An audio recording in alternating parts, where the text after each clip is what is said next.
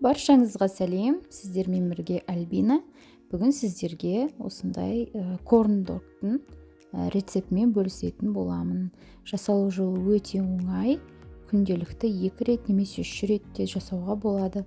Міндетті түрде лайк басып, комментарий қалдырып кетіңіздер.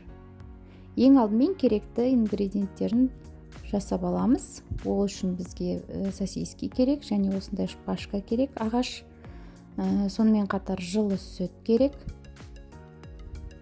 және де тұз, мына жерде разрыхлительменде. Содан кейін бір жұмыртқа керек, және де ұн керек болады. Барлығын алдын ала дайындап алсаңыздар, өздеріңізге жеңіл болады. Ең алдымен сосискімізді дайындап аламыз. Ол үшін осындай өзіңізге ұнайтын сосиски түрін алуға болады. Міндетті түрде менде халал. Осылай 2-ге ортасынан бөліп, одан кейін жаңағы ағаш таяқшамызға енгізетін боламыз. Менде осындай ағаш таяқшам 27 сантиметрлік. Осылай сосискиді алып, қолымыздың көмегімен енгізетін боламыз.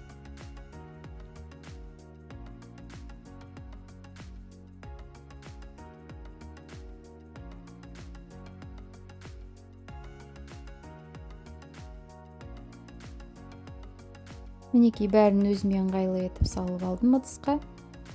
Енді қамырын дайындайтын боламыз. Ол үшін ыдысымызға жұмыртқамызды саламыз, үстіне сүтімізді құямыз, және де тұз разрыхлительімізді салып, жақсылап тұрып бір рет араластырып аламыз. Мен венчиктің көмегімен араластырдым. Венчик болмаған жағдайда шанышқының көмегімен де араластыруға болады.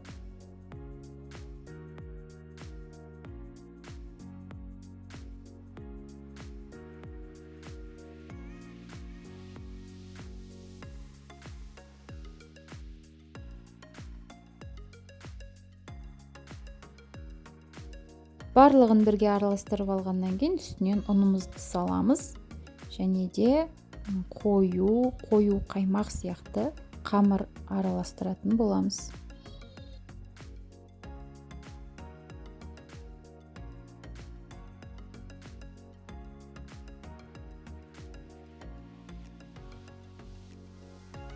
Дайын қамырды мен осындай өзіме ыңғайлы етіп ыдысқа құйып алдым.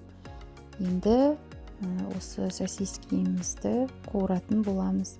Ол үшін ең алдымен осылай сұйық қою тестаға осылай ағаш шпажкамызды салып, бір келкі қылдырып, барлық жері жапқанша осылай бір салып аламыз, және майға қатты қызып тұрған майға осылай пісіріп аламыз.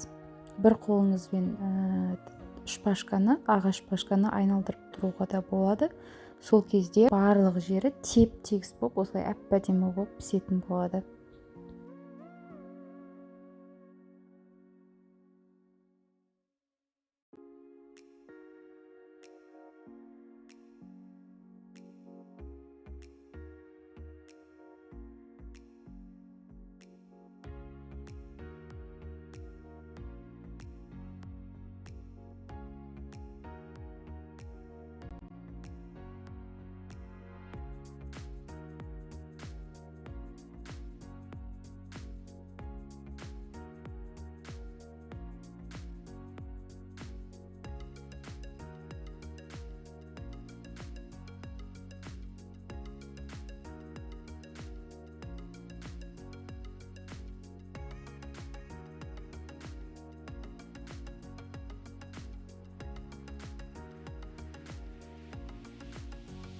Біздің корн-догымыз дайын болды.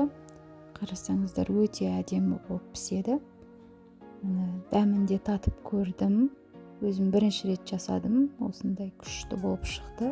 Астарыңыз дәмді болсын.